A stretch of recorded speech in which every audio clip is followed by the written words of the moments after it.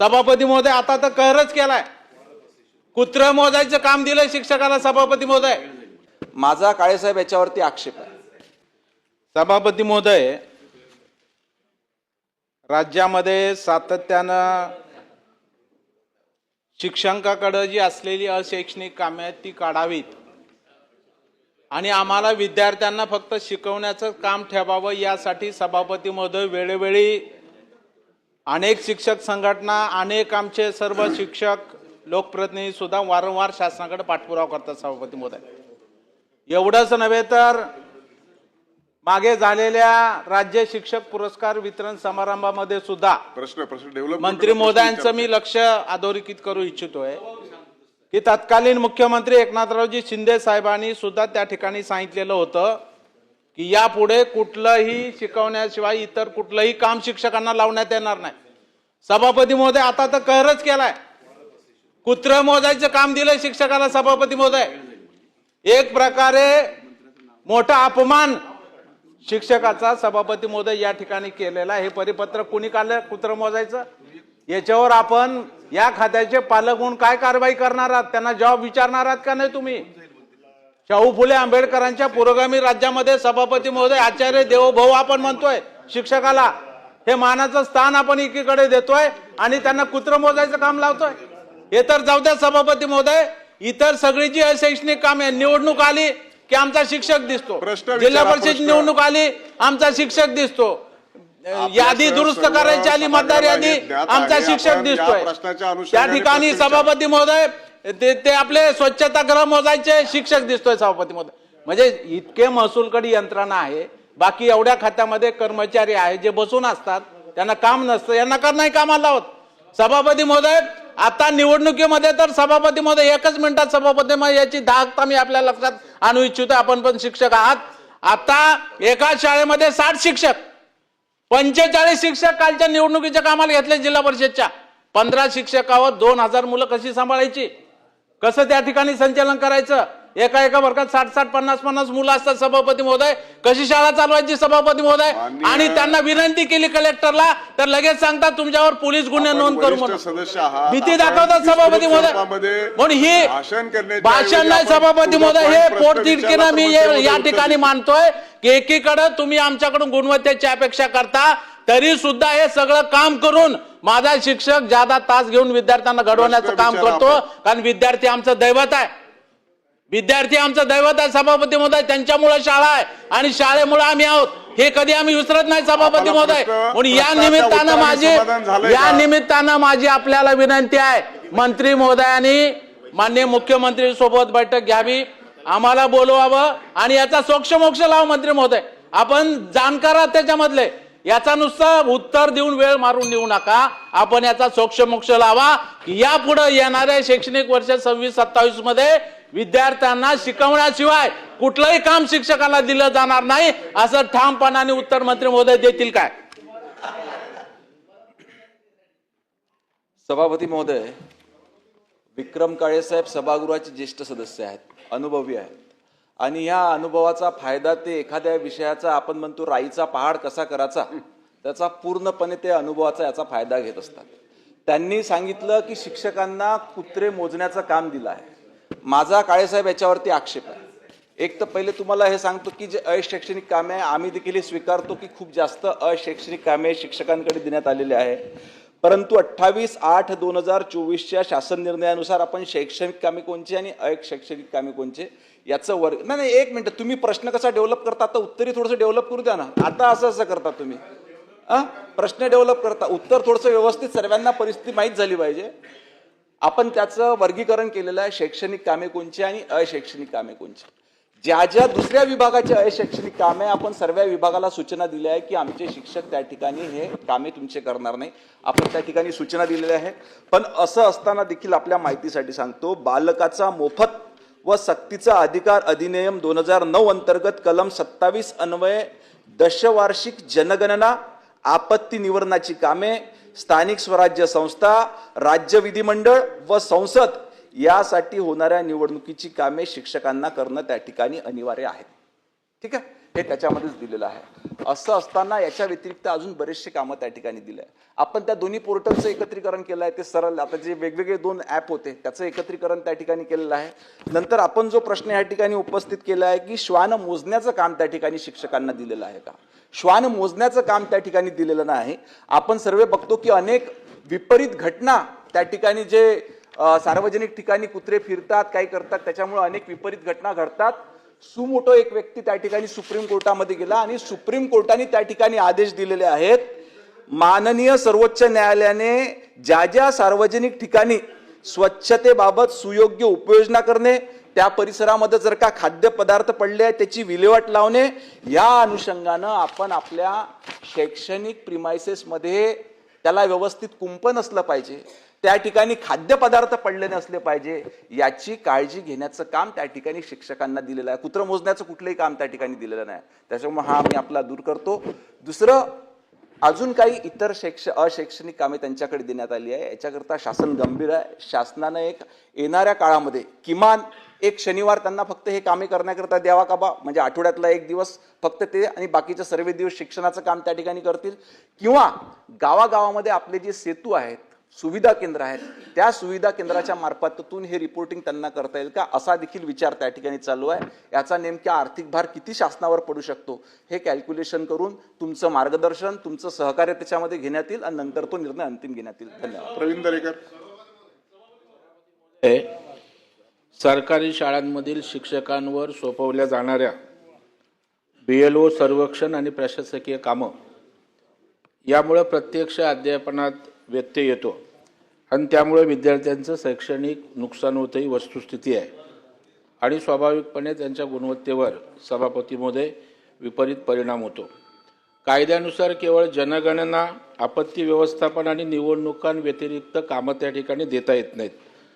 शिक्षक शाळेत हजर नसल्यामुळे, अतिरिक्त कामाचा ताण असल्यामुळे अभ्यासक्रमाचं सुद्धा नुकसान सभापती महोदय या ठिकाणी होतो.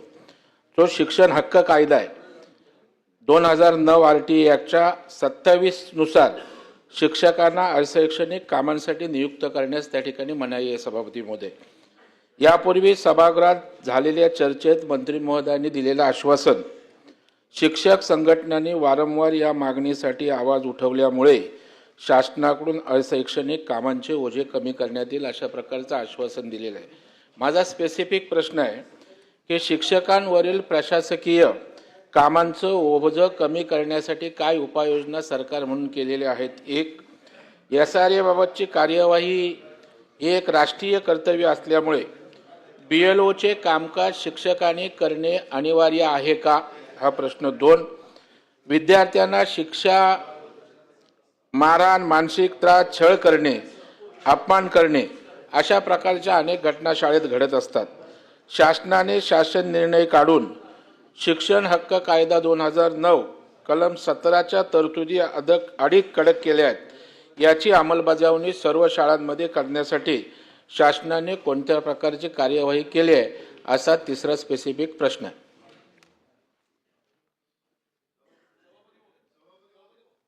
सन्मान्य सदस्य प्रवीण दरेकर साहेबांनी जो प्रश्न उपस्थित केला त्या अनुषंगानं सांगतो की आपल्या कायद्याप्रमाणेच बालकाचा मोफत व सक्तीचा अधिकार अधिनियम 2009च्या अन्वये आपल्याला BLOचं काम त्यांना त्या ठिकाणी देणे भाग आहे.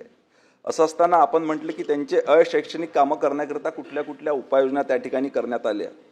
या ठिकाणी शिक्षकांना देण्यात येणारी शैक्षणिक अशैक्षणिक कामे विचारात घेऊन शिक्षकांना प्रत्यक्ष अध्ययन आणि अध्यापनासाठी शिकवण्याकरता भरपूर वेळ मिळावा, पुरेसा वेळ मिळावा आणि शिक्षकांची कामे सुलभ व्हावी याच्याकरता आपले जे 2 प्रणाली होत्या, एक सरळ प्रणाली होती आणि UDIS प्रणाली, याचं आपण त्या ठिकाणी एकत्रीकरण त्या ठिकाणी केलेलं आहे. दुसरं, अनेक समित्या होत्या, शाळा समित्या अनेक होत्या, वेगवेगळ्या समित्या होत्या. त्याच्यामध्ये मग त्या समित्या आपण त्या ठिकाणी त्यांची संख्या भरपूर प्रमाणात त्या ठिकाणी कमी केलेलं आहे, ज्यामुळे शिक्षकांना अध्यापनासाठी त्या ठिकाणी पूर्ण वेळ मिळणार आहे. तिसरं, मी आपल्याला सांगितल्याप्रमाणे की आपण एक मोठा निर्णय त्या ठिकाणी घेण्याच्या याच्यामध्ये आहे. जी माहिती वारंवार शिक्षकांना भरावी लागते जेणेकरून ती शासनापर्यंत पोहोचली पाहिजे, ती त्या गावात असलेलं सुविधा केंद्र, सेतू केंद्र ह्या माध्यमातून ती माहिती देता येईल का, याचा एक विचार शालेय शिक्षण विभागाच्या वतीनं चालू आहे. त्याच्यावर देखील लवकरच निर्णय घेण्यात येईल. ही उपाययोजना त्या ठिकाणी करण्यात आली आहे. अभिजित वंजारे. महोदयांनी सर्वोच्च न्यायालयाच्या निकालाचा दाखला दिला.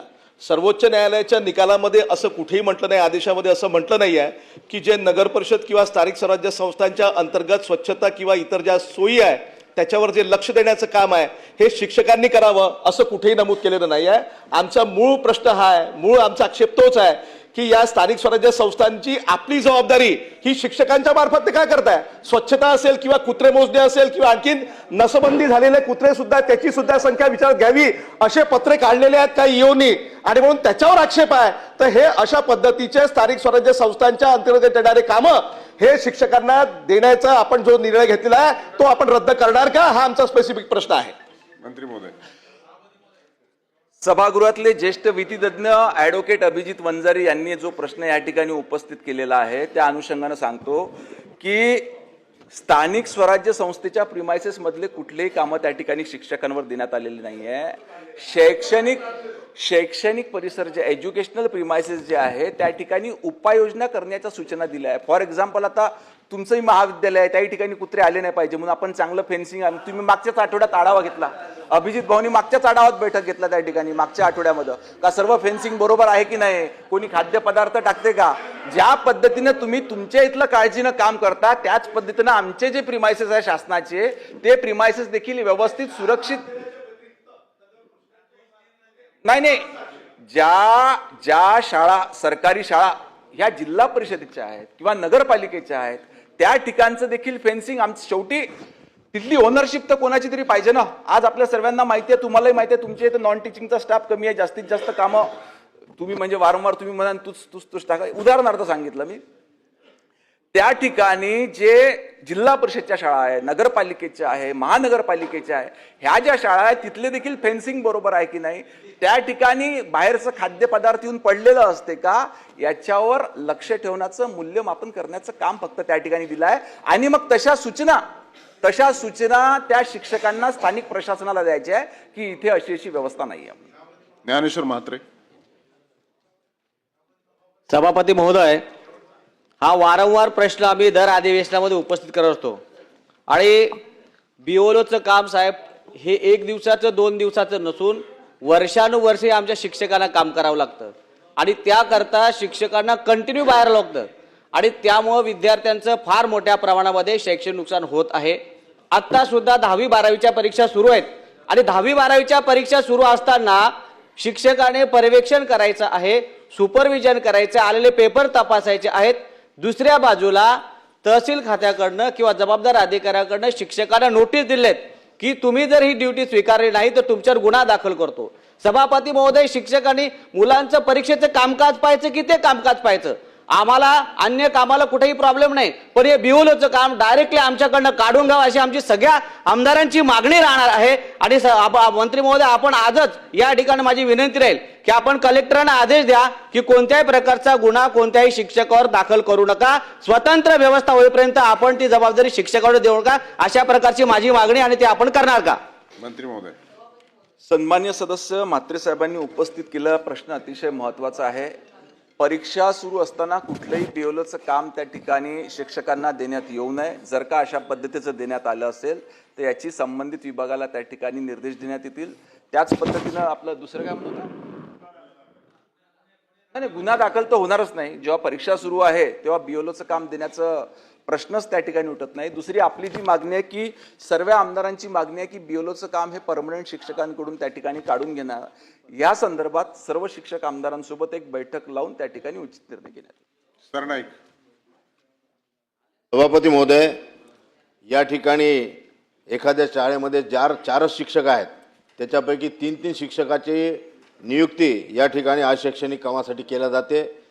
आणि या ठिकाणी आपण पाहतो की आपल्या पूर्ण महाराष्ट्रामध्ये अनेक सुशिक्षित बेरोजगार आहेत. आपण एखादी स्वतंत्र यंत्रणा करून हे BLOचे कामं जर त्यांच्याकडे सोपवले तर निश्चित रूपानं त्यांना रोजगार मिळेल. आणखीन या ठिकाणी विद्यादानाचं जे पवित्र काम शिक्षक लोक करत आहेत, विद्यार्थ्यांचं शैक्षणिक नुकसान वर्षभर होऊन राहिलेले आहेत आणि त्यापासून या ठिकाणी शैक्षणिक ही प्रणाली वाचवण्याचं काम तुमच्या माध्यमातून होईल का, एवढाच माझा प्रश्न आहे. मंत्री महोदय. सन्माननीय सदस्य सरनाईक साहेबांनी केलेल्या सूचना विचारात घेऊन उचित निर्णय घेण्यात येईल.